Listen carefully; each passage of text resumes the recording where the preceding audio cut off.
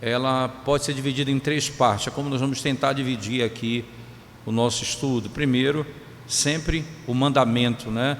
Há um mandamento. Depois, há o perigo. E terceiro, há o discernimento. Como eu preciso, o que é que eu preciso conhecer para ser capaz de discernir um do outro, né? Então, o primeiro é o mandamento. Qual o mandamento? O mandamento é: acautelai-vos dos falsos profetas, certo? Isso é o mandamento ordenado pelo Senhor. Mas qual é a relação desse texto com o que a gente acabou de estudar na quarta-feira passada, quando trata das duas estradas? Entrai pela porta estreita, larga é a porta e espaçoso o caminho que conduz para a perdição. Qual é exatamente a relação que existe entre eles, não é? Porque o mandamento é claro: nós devemos andar pela porta estreita, o caminho da vida, diz o Senhor Jesus Cristo. Então, o que eu preciso entender? Que nós devemos muito claramente ser cuidadoso e devemos conduzir a nossa vida de tal maneira que aquilo que nos impeça de andar nesse caminho, o que é o falso profeta e os sedutores, que são como ladrões e piratas, que tendem a nos impedir de andar por esse caminho. Então, eu sou instruído no falso evangelho, eu sou instruído no erro, consequentemente eu vou me desviar do caminho que o Senhor ordenou. É uma relação direta. Por isso, nesse primeiro momento, hoje, nós vamos lidar com esse tópico, o mandamento que diz: acautelai-vos dos falsos profetas. A primeira pergunta, irmãos, é: para um falso mestre, o que é requerido você saber? Quais são os requerimentos para você perceber um falso mestre, ou um falso profeta, ou um sedutor, enganador? Duas coisas básicas são necessárias. A primeira, né, nós devemos manter o seguinte entendimento: que esse que está sendo condenado aqui é aquele que erra, e o erro que ele comete doutrinário faz com que outras pessoas abandonem a verdadeira religião e a verdadeira fé. Perceba que nem toda opinião errada, irmãos, nem todo ensinamento que você tem errado torna você um falso profeta, mas apenas aquilo que nós chamamos de erro fundamental. É o erro que é capaz de levar você para longe do Evangelho, certo? Esse é o primeiro aspecto. Então, a primeira coisa é saber discernir isso. É o erro que é capaz de fazer com que o indivíduo abandone a verdadeira religião. Segundo, certo? Além do fato, não é, de que alguém possa ter esse erro no seu próprio coração, o falso profeta, ele deve ser um sedutor, um enganador. Como ele faz isso, irmãos? Ele elabora, ele trabalha para fazer facção e divisão, para que ele possa tirar as pessoas da verdadeira fé e da verdadeira religião, persuadindo-os, tanto privadamente quanto publicamente, a aceitar o seu erro, a aceitar aquilo que ele tem como erro. Então, duas coisas importantes: há um erro fundamental, e nesse erro fundamental, quem aceita isso é capaz de abandonar a verdadeira fé. Então, o falso profeta, ele erra fundamentalmente. E mais outra coisa acontece com ele: ele é um sedutor, isto é, ele deseja e trabalha e opera para que haja facção, divisão, e extraia e arranque as pessoas do caminho da verdade. Duas coisas importantes, não é? Então, essas duas coisas são requeridas para que haja um falso profeta: erro nas coisas fundamentais e o desejo sedutor de enganar as pessoas. Eu gosto muito de G. Cabil. Uma vez perguntaram para ele qual é a diferença entre heresia e erro. Ele disse: a heresia é o erro que leva à apostasia, não é? Heresia é o erro que leva à apostasia, e o erro é a falta que não tem a intenção de levar à apostasia.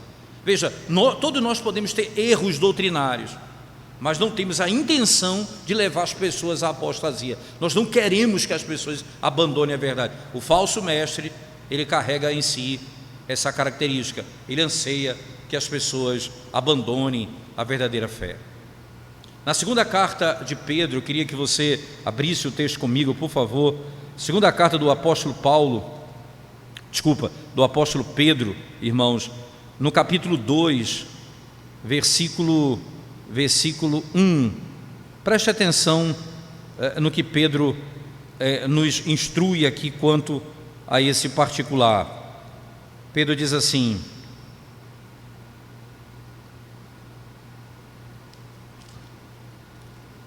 capítulo 2, eu vou ter que fazer isso, 2:1, diz assim: assim como no meio do povo surgiram falsos profetas, assim também haverá entre vós falsos mestres, os quais introduzirão, veja como, dissimuladamente, heresias destruidoras, até ao ponto de renegarem o soberano Senhor que os resgatou, trazendo sobre si mesmos repentina destruição. Perceba, eles têm erros, mas veja o do detalhe, irmãos, eles introduzirão como? Dissimuladamente. Eles são enganadores. Essa é a imagem da serpente, né? A serpente é enganadora, é o mesmo espírito que está em jogo aqui.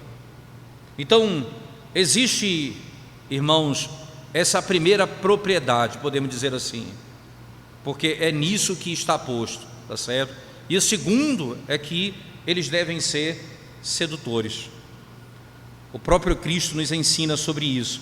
Se você voltar lá para Mateus 24, no próprio Evangelho de Mateus, no capítulo 24, preste atenção, que é o sermão profético, né, do Senhor Jesus Cristo. Mateus 24, versículo 24, diz assim a palavra de Deus: porque surgirão falsos cristos e falsos profetas, operando grandes sinais e prodígios, para enganar, se possível, os próprios eleitos. Perceba o propósito, irmãos, para enganar. Então, eles têm um propósito muito claro, o engano. Então, essas duas coisas, elas estão juntas, elas andam juntas: o erro e o desejo de enganar, de seduzir, para levar, o objetivo de levar à própria destruição daquele que ouve e aceita. O Evangelho, a carta de Paulo aos Romanos, Paulo no último capítulo, ele despedindo-se da igreja de Roma, ele vai declarar essa preocupação dele com a igreja. Preste bem atenção, irmãos, na linguagem que o apóstolo Paulo utiliza. Romanos 16, 17, ele fala assim: rogo-vos, irmãos, que noteis bem aqueles que provocam divisões e escândalos em desacordo com a doutrina que aprendestes. Afastai-vos deles. Afastai-vos deles. O que Cristo quer dizer então com tudo isso, irmãos, nesse mandamento: acautelai-vos, pois, dos falsos profetas? O que o Senhor Jesus está querendo, ou está nos instruindo aqui nesse texto? Então, primeira coisa importante é que você deve ter e se angustiar, irmãos, com muitos falsos profetas que trarão doutrinas falsas no nosso meio, e que por meio delas o falso profeta, buscará seduzir você e para que você se afaste da verdade.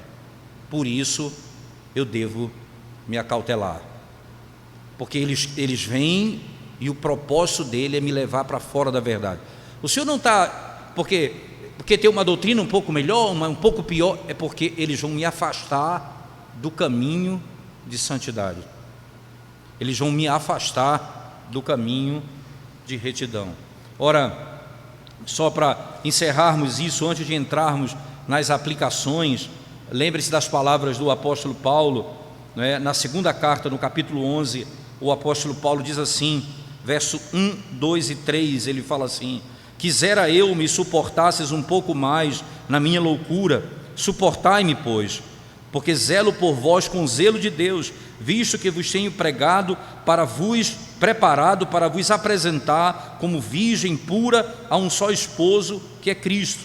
Mas receio que, assim como a serpente enganou a Eva com a sua astúcia, assim também seja corrompida a vossa mente e se aparte da simplicidade e pureza devidas a Cristo. Eu temo que vocês deem ouvidos aos falsos mestres que vão levar vocês para longe de Cristo, para longe do Evangelho, né? Todo falso mestre, todo falso profeta é um divisionista, ele é um separatista, podemos dizer assim. Ele é aquele que gosta de divisão, mas nem todo divisionista ou separatista é um falso mestre, mas todo falso mestre, ele busca dividir, né? Isso é muito importante nós termos essas distinções. Não é porque ele é divisionista que ele é falso mestre, mas todo falso mestre, ele tem um propósito: dividir a igreja de Cristo. Quais as aplicações que nós podemos tirar para a nossa vida a partir desse mandamento do Senhor aqui, irmãos?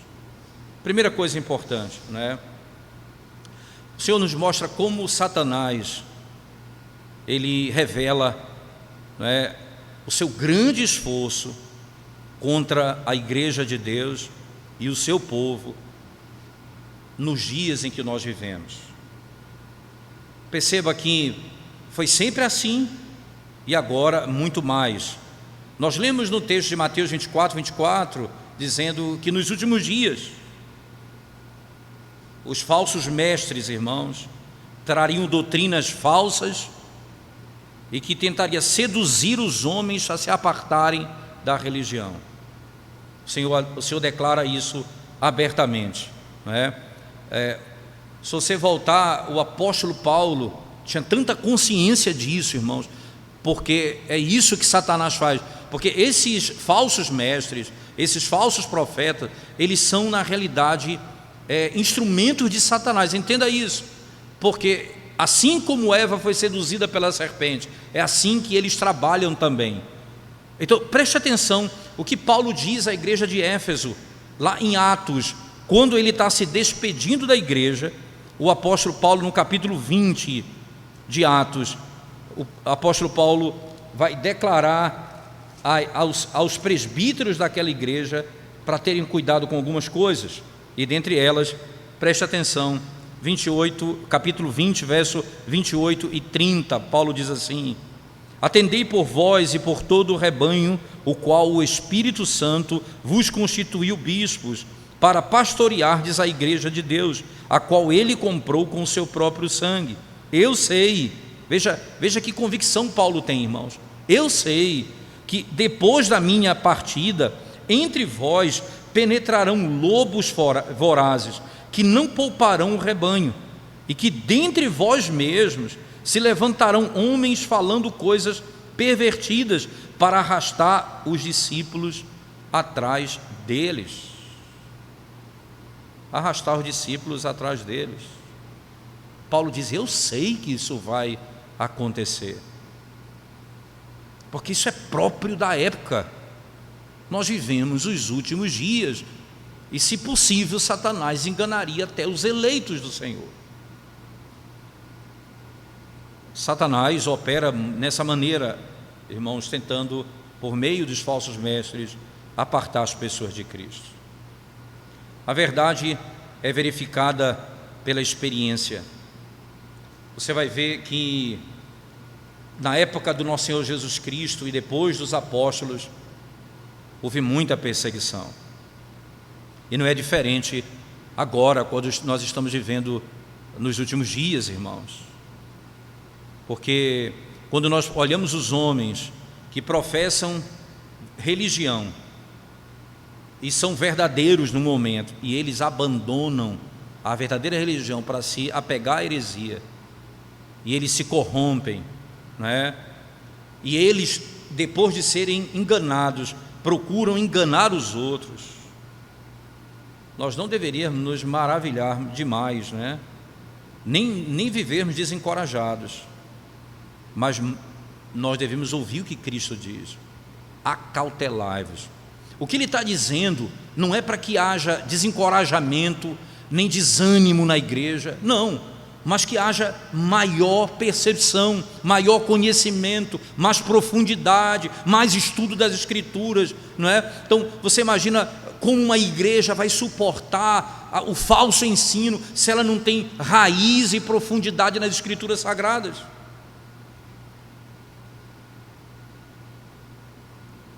O Senhor não diz, fiquem com medo, ou fiquem desanimados. Ele diz, acautelai-vos.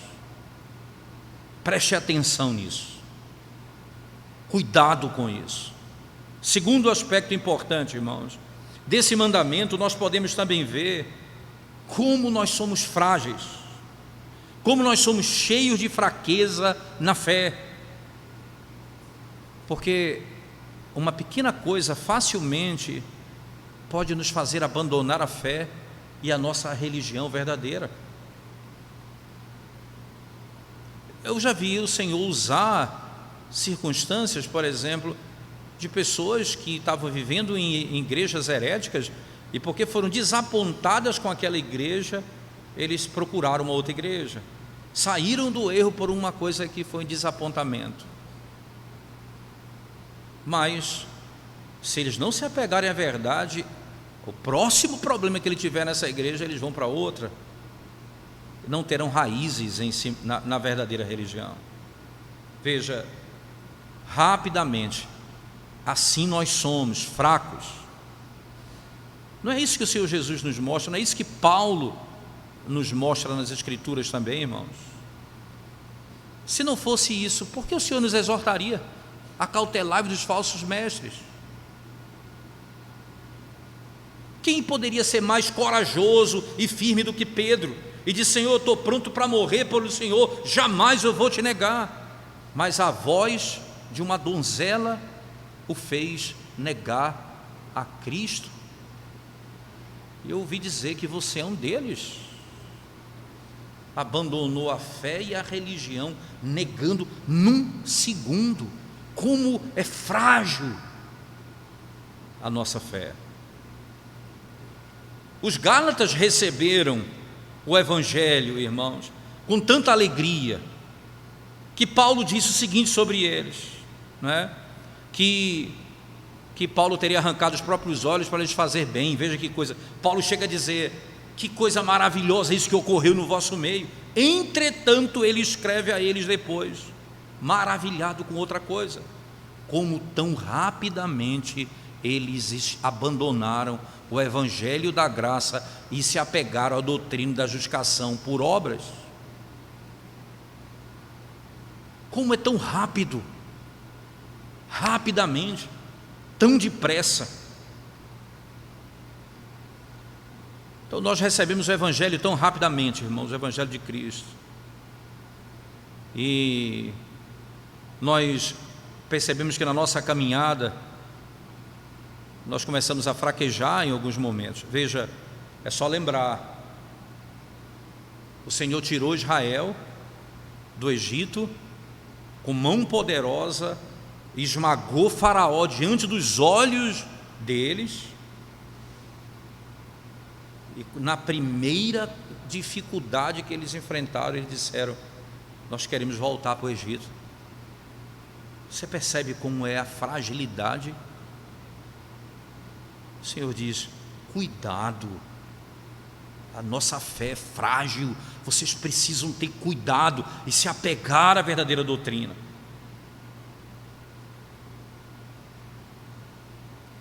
nós nos achegamos ao Evangelho com alegria, mas depois de muito sofrimento, irmãos, nós começamos a preferir os escritores corruptos àqueles verdadeiros que restauraram a verdadeira religião.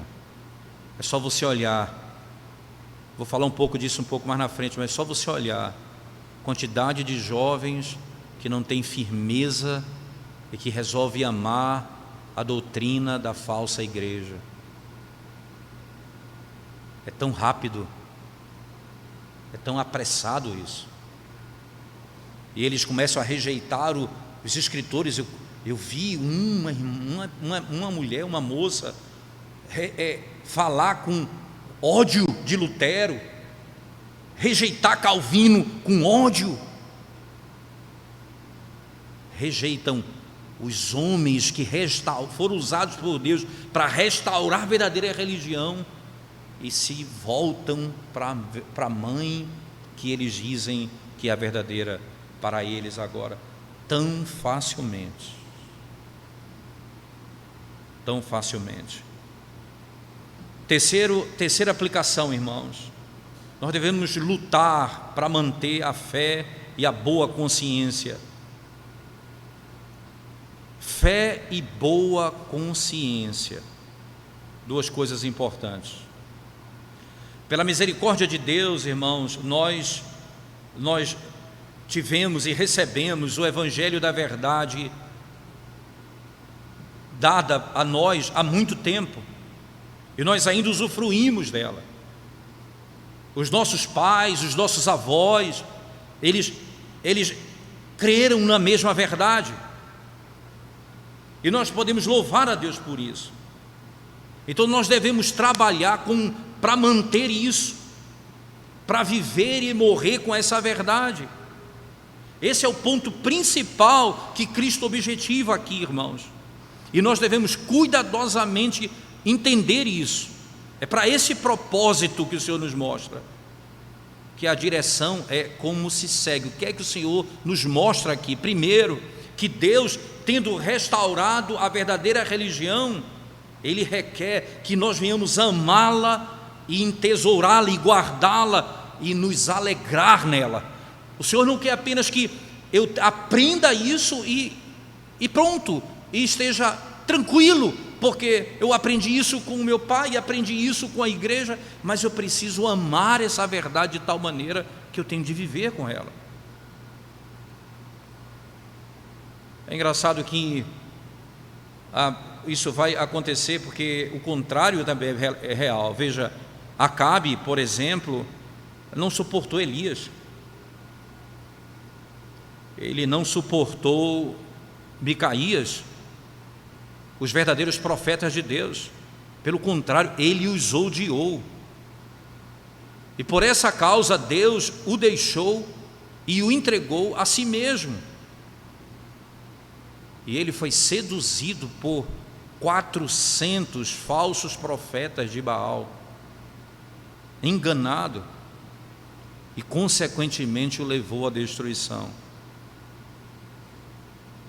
Ele chega a dizer em 1 Reis 21:20, eu não gosto desse profeta. Em 1 Reis 22:8 ele diz, olha, eu não gosto desse profeta, ele não fala nada de bom para mim. Toda vez que eu chamo, ele fala alguma coisa contra mim, eu não gosto dele. E aí ele se deixa seduzir pelos falsos profetas e vai ser destruído na sequência por ele.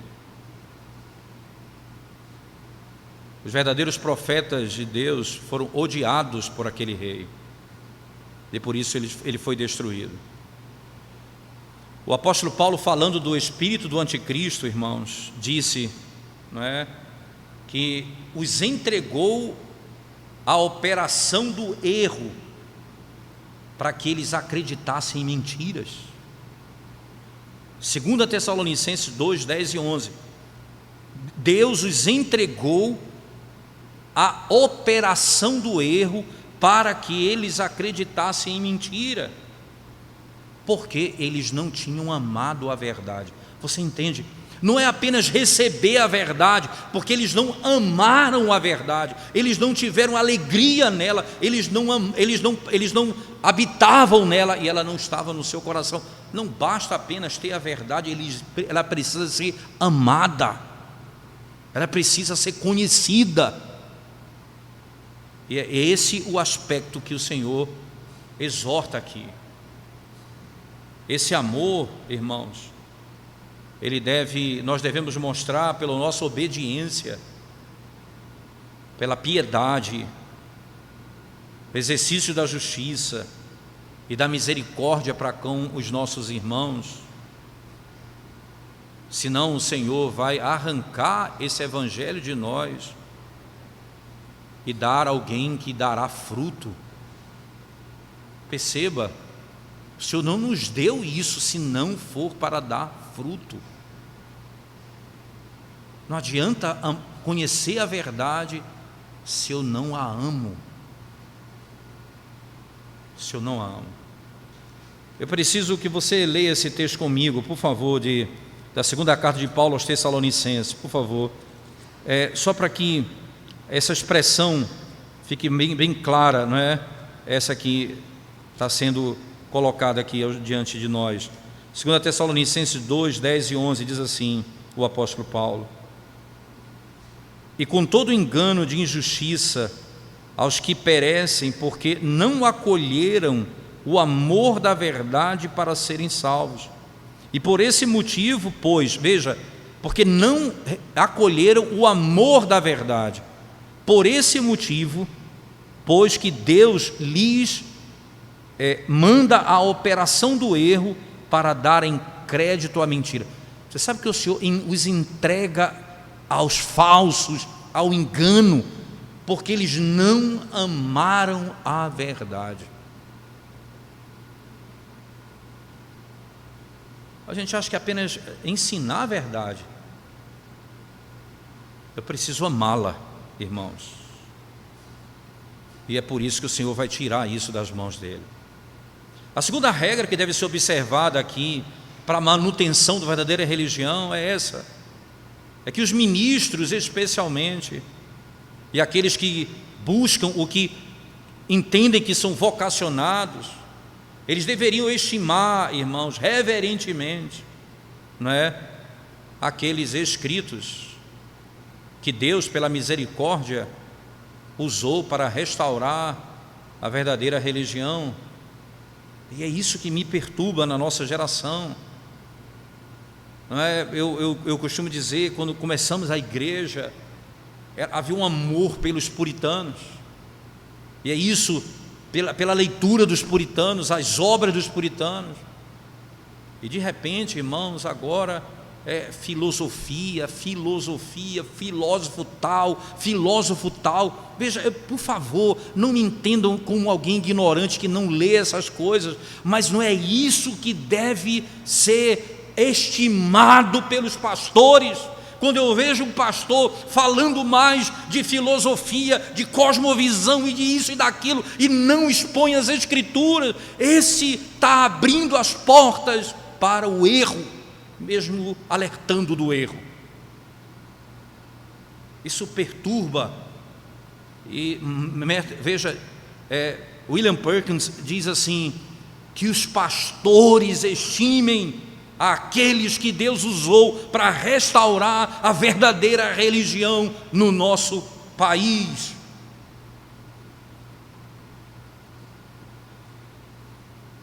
E tem sido essa a nossa maior preocupação, irmãos, como pastor da nossa igreja mesmo.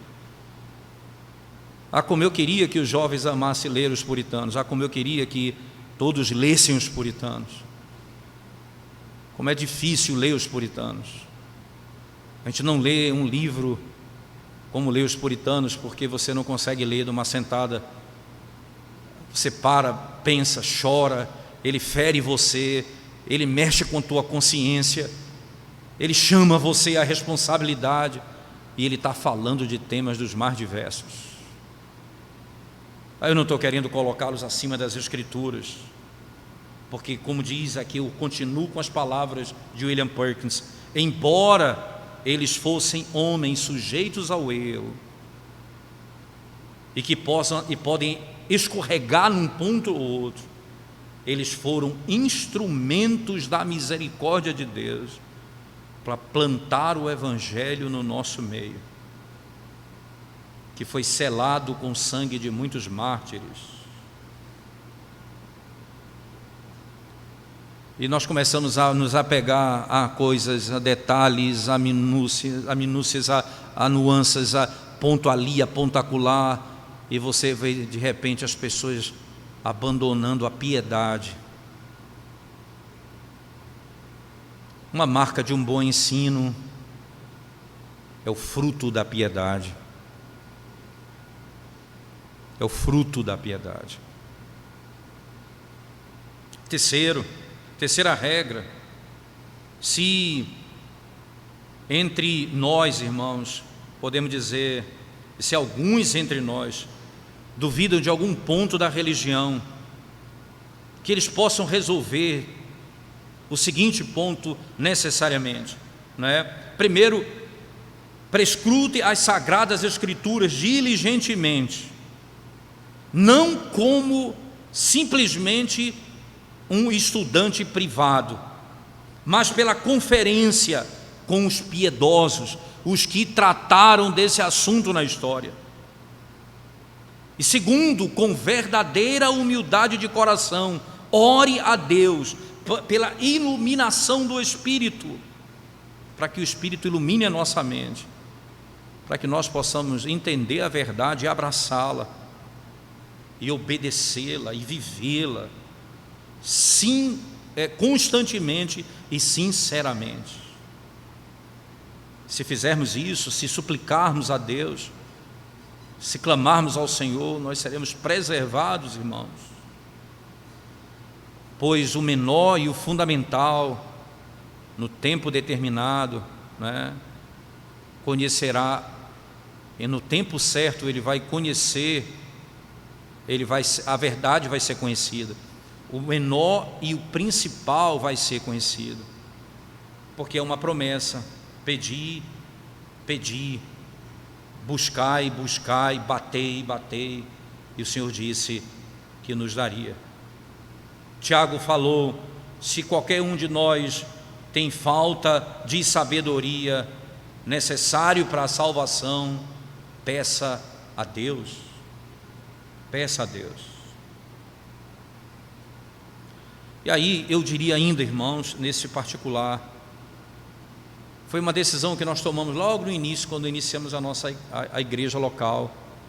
Muito nas conversas com o Dr. Manuel Canuto, no conselho, eu lembro que logo no início, bem no início da igreja mesmo, nas primeiras conversas, nós tomamos a seguinte decisão: quando não tivermos certeza de algum ponto, nós vamos seguir a confissão de fé e vamos adiante, e depois nós vamos com o tempo estudar e aprofundar esse assunto, mas nós não vamos seguir a nossa visão particular da coisa. Veja, o indivíduo pode errar, igreja particular pode errar. Entretanto, o consenso geral das igrejas reformadas pode ser uma boa direção para o conhecimento da verdade e para a persuasão de viver constantemente nela. Palavras de William Perkins.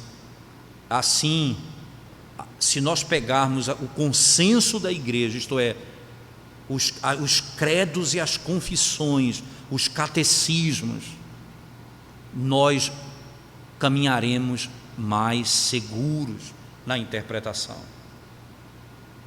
A quarta regra, irmãos, devemos guardar a boa consciência, se desejamos preservar a verdade e a pureza da religião. Não basta apenas ter fé, eu preciso ter também a boa consciência. Veja como Paulo, na primeira carta dele a Timóteo, no capítulo 1, versículo 19, veja lá, primeira carta de Paulo a Timóteo, capítulo 1, verso 19, diz assim: mantendo a fé e a boa consciência, porquanto alguns, tendo rejeitado a boa consciência, vieram a naufragar na fé. Veja que coisa interessante. O que fez o indivíduo abandonar a verdadeira fé foi a questão de consciência, não manter a boa consciência. Não manter a boa consciência. Onde a boa consciência, veja, ela é assemelhada a quê? Ela é assemelhada a quê no texto? A um navio. Esse navio, ele vai partir viajando pelo mundo. E para que eu viaje pelo mundo, eu preciso estar carregado com fé, isto é, com a verdadeira religião e as graças espirituais necessárias para a salvação. Mas se o navio da nossa consciência, irmãos, não for firme, não tiver equilíbrio, a nossa fé e a salvação está em grande perigo. Eu preciso manter todas as coisas, veja só, para ter uma consciência limpa diante de Deus e diante dos homens. Eu preciso ter, porque a consciência que não é limpa diante de Deus e dos homens, a boa consciência, Paulo fala isso tantas vezes, lembrando da carta aos Hebreus, o sangue de Cristo tem poder para purificar a nossa consciência. Todas as vezes onde a minha consciência me acusa, eu vou ao Senhor, diante da palavra, o pecado revelado, eu confesso o meu pecado diante de Deus, e o sangue de Cristo me purifica. O que o Senhor nos faz também pensar, irmãos, né, é que num quarto ponto, deixa eu chamar a quarta aplicação, que é a penúltima aplicação, esse mandamento do nosso Senhor Jesus Cristo de estarmos, não é, termos cuidado com os falsos profetas, nos acautelarmos dos falsos profetas, não impede a igreja de Deus e cada membro dela de conversar, veja, com, eu falei não impede, né? Na realidade impede, eu vou voltar atrás, certo? Esse princípio, acautelar-vos do falso profeta, ele impede a igreja de Deus e cada membro dela de conversar com os falsos profetas, quando eles são convictos disso, isto é, entenda, quando eles chegam ao ponto de dizer, esse aqui é um falso profeta, qual o ponto de eu estar conversando com ele? Preste atenção nisso, irmãos, nós já lemos Romanos 16, 17, agora leia para você ver o que João diz, na segunda carta do Evangelho de João, no verso 10 apenas, João verso 10, segunda carta de João, verso 10 diz assim, se alguém vem ter convosco e não traz esta doutrina, não o recebais em casa, nem lhe deis as boas-vindas. Se a pessoa vem à sua casa para ensinar você e trazer uma doutrina falsa, Paulo disse, nem que um anjo, nem que nós pregando um outro evangelho, é anátema. Eu não devo, uma vez, claro, a heresia, eu não posso entrar em acordo com ela.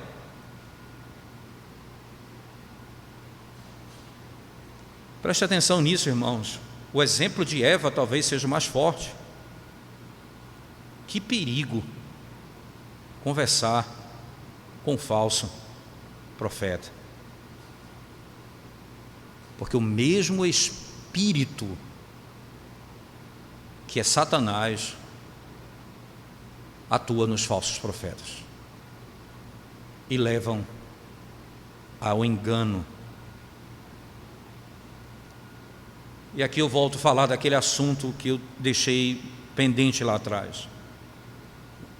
William Perkins afirma: a prática de muitos estudantes é perigosa e é contra esse mandamento, que se deleitam nos comentários papistas, dando a eles melhor juízo do que aqueles encontrados nos que restauraram a verdadeira religião do Senhor.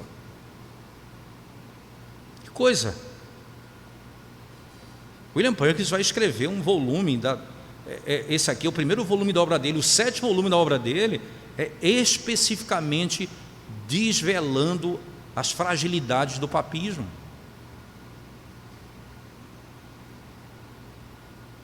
E ele diz assim: e esses estudantes que estão em perigo são esses que labutam mais nos papistas do que na própria Escritura.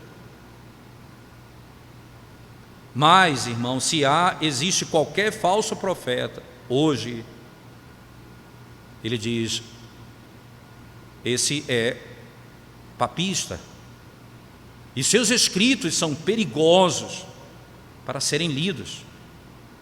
Quem? Ele diz, os que não estão bem fundamentados na verdade. Perigoso. Por quê? Ele diz, irmãos, exatamente porque, olha para, tirando um pouco do contexto dele para o nosso, veja como é raso o evangelicalismo brasileiro. É como, o que as pessoas aprendem nas igrejas neopentecostais? A declarar, a expulsar, a determinar, é isso que eles aprendem. A doutrina que eles conhecem é isso. E junto disso, heresias. E de repente essas pessoas passam a se dedicar exclusivamente à leitura de uma doutrina perigosíssima, que os arranca do Evangelho, e eles namoram com isso e não têm fundamento para evitá-los.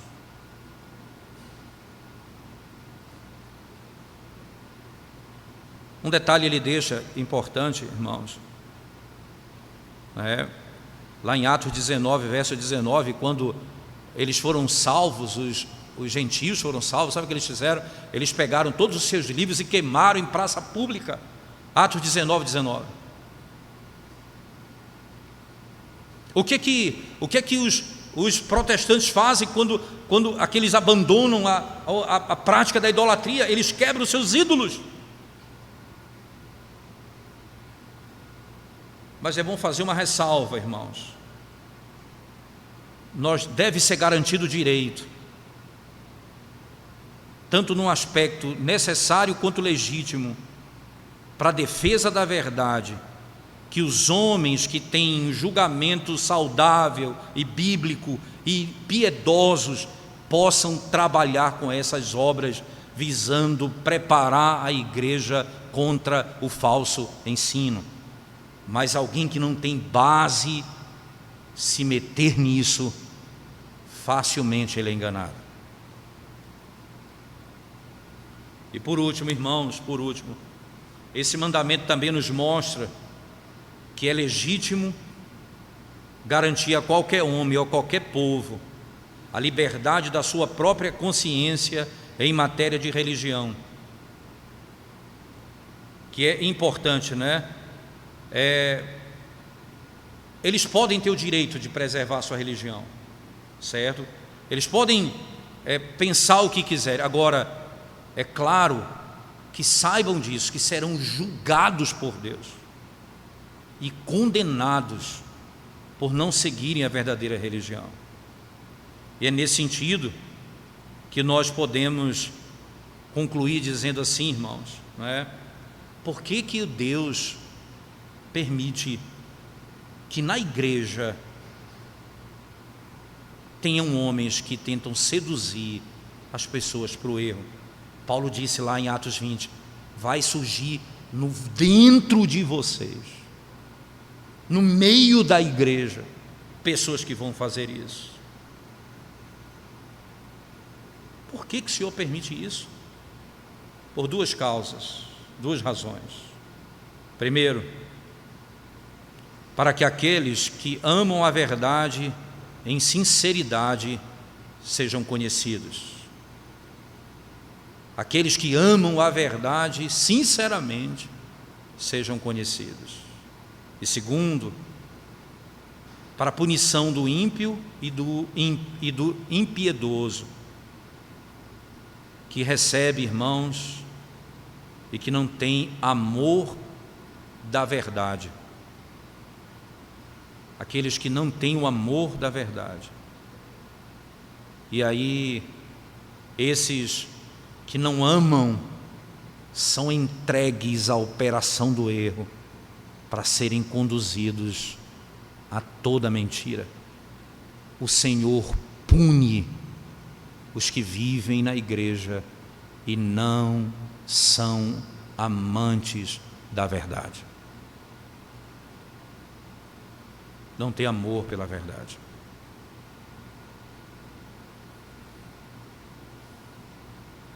É por isso que a lei de Deus é tão gloriosa. Amar o Senhor teu Deus de todo o coração e amar ao teu próximo como a ti mesmo. Não é apenas conhecer, irmãos, é amar a verdade. Então, cumpriremos o princípio. Acautelai-vos, pois, irmãos, dos falsos profetas. Na próxima semana falaremos sobre os perigos dos falsos profetas. Sabe por quê? Eles são, como o texto descreve, eles são bodes vestidos de ovelha. Eles são enganadores. É perigosíssimo o falso profeta.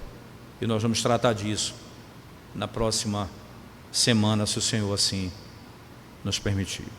Vamos orar ao Senhor mais uma vez, irmãos. Graças nós te damos, ó Deus, Senhor nosso, por toda a bondade, toda a misericórdia do Senhor em nos permitir conhecer a Tua palavra e meditar nela. Ó Deus, quantas coisas temos ouvido e aprendido.